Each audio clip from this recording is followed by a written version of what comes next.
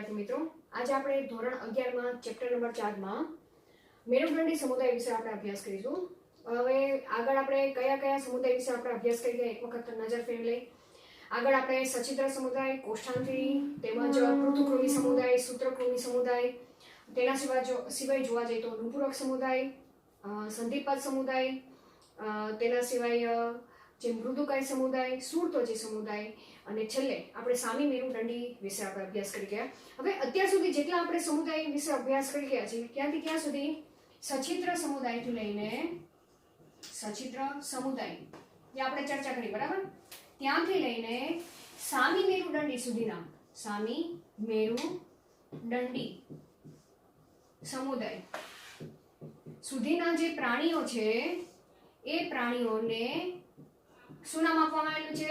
અમેરુદંડી પ્રાણી, અમેરુદંડી પ્રાણીઓ તરીકે નામ આપવામાં આવેલું છે, બરાબર.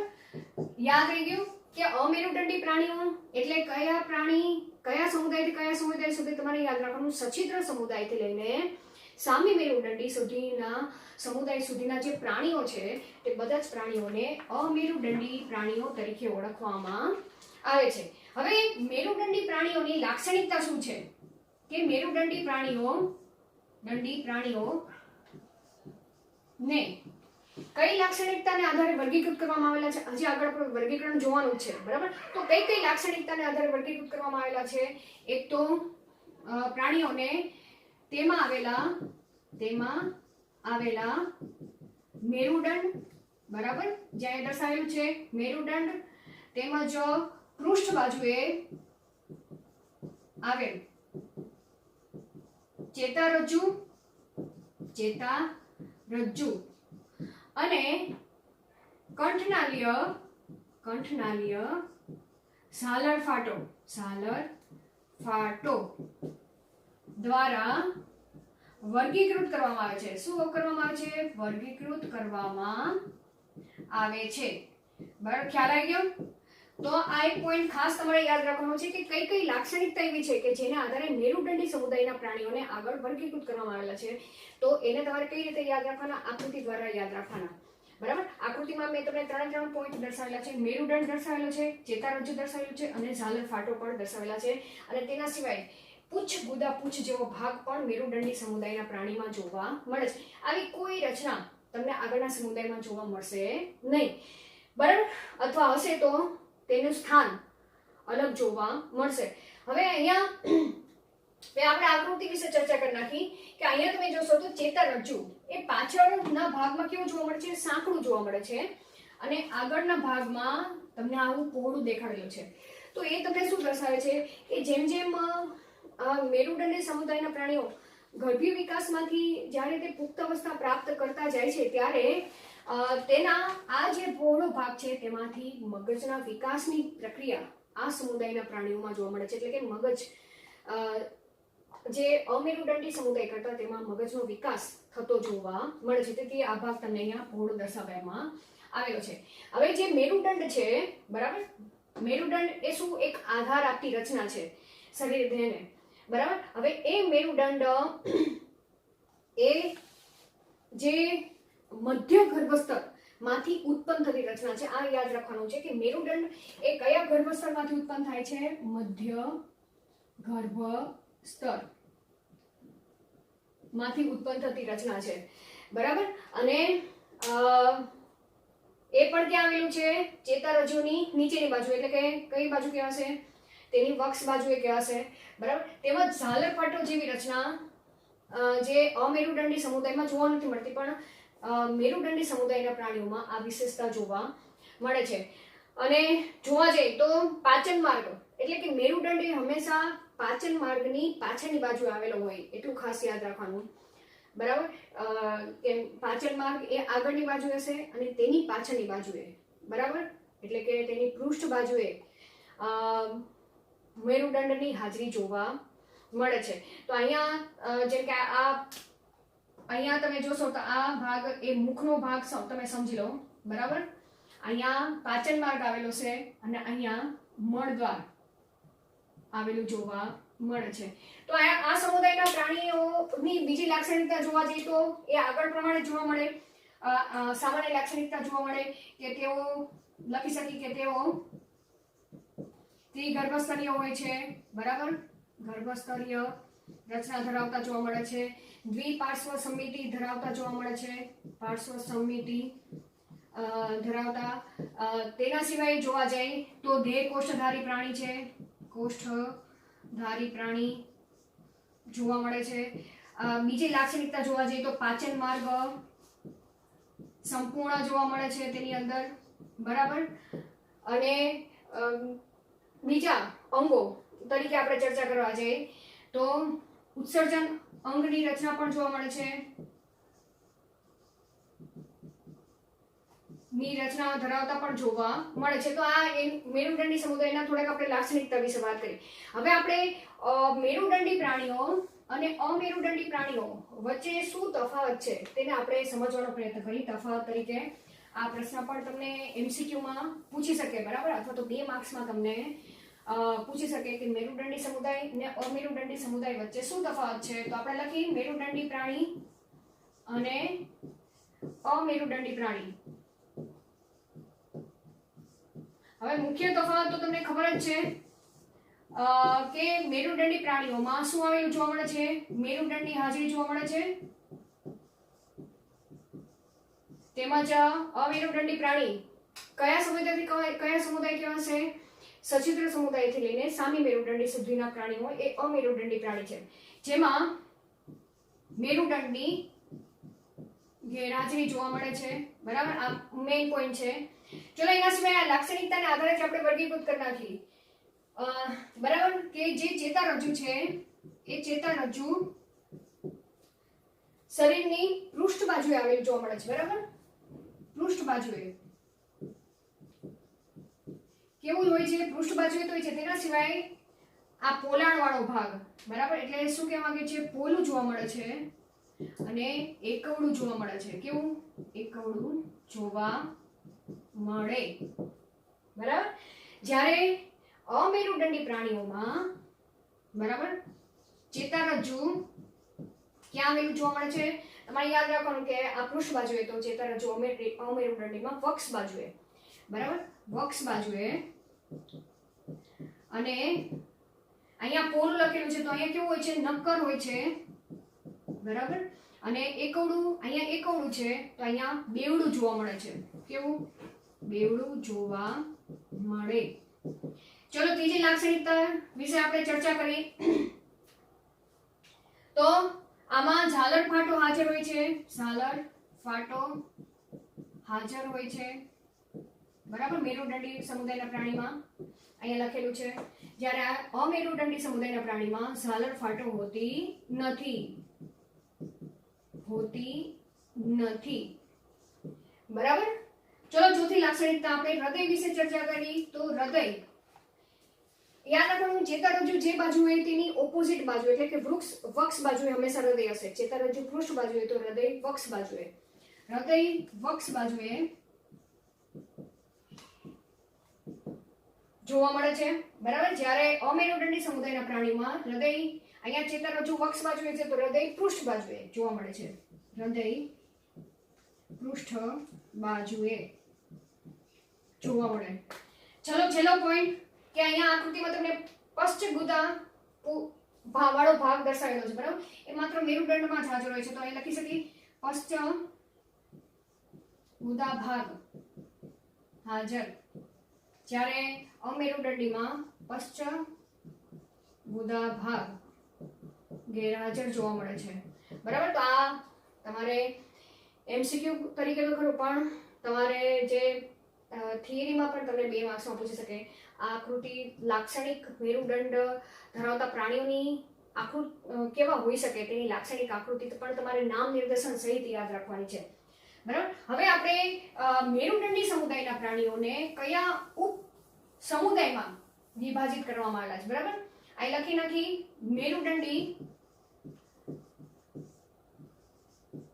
પ્રાણી ના ઉપસમુદાય, બરાબર, કે મેરુદંડી પ્રાણીને કયા 2 ઉપસમુદાયમાં વિભાજિત કરવામાં આવેલા છે. તો કયા આવશે? અમેરુદંડી સોરી અમેરુ નહીં પણ આદિ મેરુદંડી શું કહેવાશે? આદિ મેરુદંડી. અને પછી આવશે પૃષ્ઠવંશી પ્રાણી. કયા કહેવાશે? પૃષ્ઠવંશી પ્રાણી. બરાબર. કયા બે ઉપસમુદાય છે? આદિ મેરુદંડી પ્રાણીઓ અને પૃષ્ઠવંશી પ્રાણીઓ. આ બે ઉપસમુદાયમાં મેરુદંડી સમુદાયના પ્રાણીઓને વિભાજિત કરવામાં આવે છે. બરાબર. હવે આદિ મેરુદંડી ના પ્રાણીઓને પણ ફરીથી બે ભાગમાં વર્ગીકૃત કરવામાં આવેલા છે. બરાબર. પૂછ મેરુદંડી પ્રાણી, પૂછ મેરુદંડી પ્રાણી અને શીશ મેરુદંડી. કયા? શીશ મેરુદંડી પ્રાણી. આ યાદ રાખજો. બરાબર. કયા કયા છે? પૂછ મેરુદંડી પ્રાણી અને શીશ મેરુદંડી પ્રાણી. તો આપણે એ રીતે પણ કહી શકીએ કે પૂછ મેરુદંડી પ્રાણી અને શીશ મેરુદંડી પ્રાણીને આદિ મેરુદંડી પ્રાણી સમુદાયમાં ઉપસમુદાયમાં મૂકવામાં આવેલા છે. અને આદિ મેરુદંડી પ્રાણી એ મેરુદંડી પ્રાણીના ઉપસમુદાય તરીકે જોવા મળે છે. ખ્યાલ આવી ગયો? બરાબર. આના ઉપરથી પણ તમે વ્યાખ્યાયિત કરી શકશો જે તે પોઈન્ટને. હવે બંને વચ્ચે શું ફેર છે એ આપણે થોડી ચર્ચા કરી નાખીએ કે આ જે પૂછ મેરુદંડી પ્રાણીઓ છે તે સંપૂર્ણ દરિયાઈવાસી છે. સંપૂર્ણ દરિયાઈવાસી. બરાબર. જ્યારે શીશ મેરુદંડી પ્રાણી પણ કેવા છે? સંપૂર્ણ દરિયાઈવાસી. સંપૂર્ણ દરિયાઈવાસી. ખ્યાલ આવી ગયો? બંને પ્રાણીઓ સંપૂર્ણ દરિયાઈવાસી જોવા મળે છે.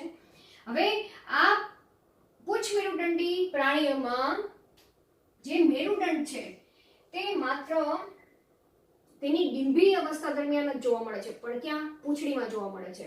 ખ્યાલ આવી ગયો? પૂંછમાં જોવા મળે છે. તો અહીંયા આપણે લખી શકીએ કે માત્ર ડિંભીય અવસ્થામાં પૂંછમાં મેરુદંડ જોવા મળે છે. એટલે માત્ર એટલે શબ્દ વાપરેલો છે. બરાબર. કે જ્યારે ડિંભી અવસ્થા હોય તે જ દરમિયાન તેના જે પૂંછનો ભાગ છે ત્યાં મેરુદંડની હાજરી જોવા મળે છે. પણ જ્યારે તે પુખ્ત અવસ્થા પ્રાપ્ત કરે છે ત્યારે તે મેરુદંડ તેના પૂંછમાં જોવા મળતો નથી. બરાબર. હવે જ્યારે શીશ મેરુદંડી સમુદાયના પ્રાણીમાં મેરુદંડ જીવનભર જોવા મળે છે. બરાબર. જીવનભર જોવા મળે. ક્યાંથી ક્યાં? શીર્ષથી લઈને પૂંછ સુધી જોવા મળે. ક્યાં સુધી? પૂંછ સુધી જોવા મળે. ખ્યાલ આવી ગયો? હવે આના આપણે એક એક ઉદાહરણ વિશે આપણે લખી નાખી.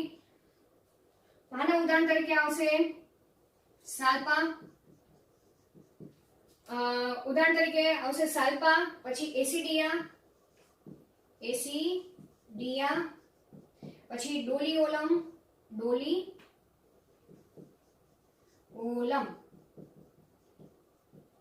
બરાબર.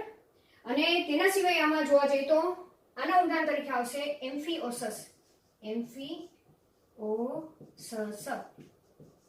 તો આટલા ઉદાહરણ તમારે એમસીક્યુ માટે પણ યાદ રાખવાના છે. ખ્યાલ આવી ગયો? તો અહીંયા આપણે આ આદિ મેરુદંડી વિશે ચર્ચા કરી ગયા. હવે આપણે પૃષ્ઠવંશી વિશે ચર્ચા કરી છે. બરાબર. કે પૃષ્ઠવંશી પ્રાણીઓની શું લાક્ષણિકતા હોય છે, કે તેની શું વિશેષતા જોવા મળે છે આદિ મેરુદંડી કરતા. તો અહીંયા આપણે લખી શકીએ કે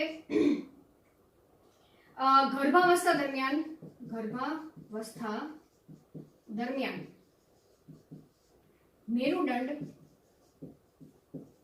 જોવા મળે છે. બરાબર. જ્યારે બાળક ગર્ભમાં હોય ત્યારે મેરુદંડ તેની અંદર હાજર હોય છે. પણ જ્યારે તે પુખ્ત અવસ્થા પ્રાપ્ત કરે છે, પુખ્ત અવસ્થા એ મેરુદંડ કાસ્થિમય